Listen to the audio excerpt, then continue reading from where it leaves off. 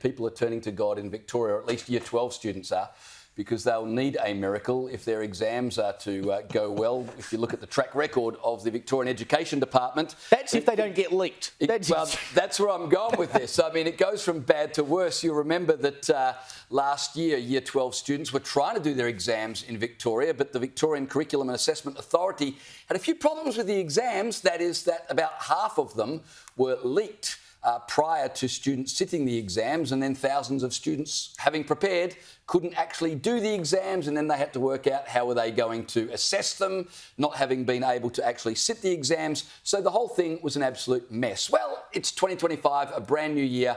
Hopefully the Education Department in Victoria are going to do better. But it seems not so. The Education Department decided to put together a website. How hard could that be? It's a pretty simple website, just, so people can access basic data like enrolment details, your exam timetables, and, maybe you could get access to your own academic record. Now, the first point of interest with this website that is going to provide these pretty basic points of data is the Victorian government was going to spend $2.4 million on a website. This website isn't designing rockets, it's just so you can access your exam timetable and get hold of your academic records. $2.4 million, but you know what Victoria's like. This thing is not going to come in on time or on budget.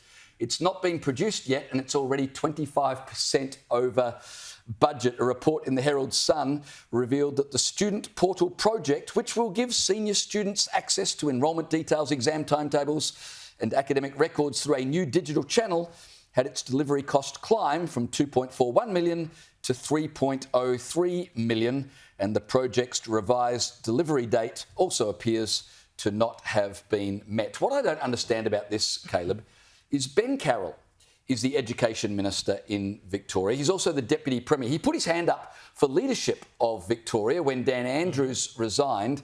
I mean, you think Jacinta Allen is bad. Thank God this guy didn't become the Premier, because his department screwed up exams for thousands of kids. Now they can't even get a website in on time or on budget. Well, clearly we need a minister for websites to start looking after this stuff. I mean, for goodness sake, I was staggered when I read that number. Even $2.41 million to build a website that's got some timetables and exam results on it. And then it becomes $3 million. I mean, I'm pretty sure one of my best mates at school, who's quite apt and has ability in all of these areas, could have done it for a fraction of that. I reckon he could have done it for a few grand, to be perfectly honest. Another one of these government contracts that I wish I could get my hands on, because I'll take the $3 million and then I'll just outsource it to some bloke in Manila who I'm sure can do it for a fraction of that. But my favourite part of all of this... By the sounds of it, that's what these guys have done. Probably. Yeah. But my favourite part of all of this is that they had already decided that the delivery date was going to be March this year, 2025.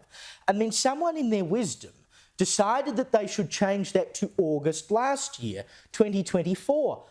I'm assuming they'd only just been hired, because anyone who's been in government for any period of time knows that you don't bring the delivery date backwards to make it sooner. You always send it further down the line because it gets pushed over the edge. Who thought they were actually going to... This is going to come faster. It's a government project. It's going to come faster. Knowing Victorian bureaucrats, they probably decided we'll make it due in August 2024, but they made that decision in October 2024. That's the kind of bureaucracy they have.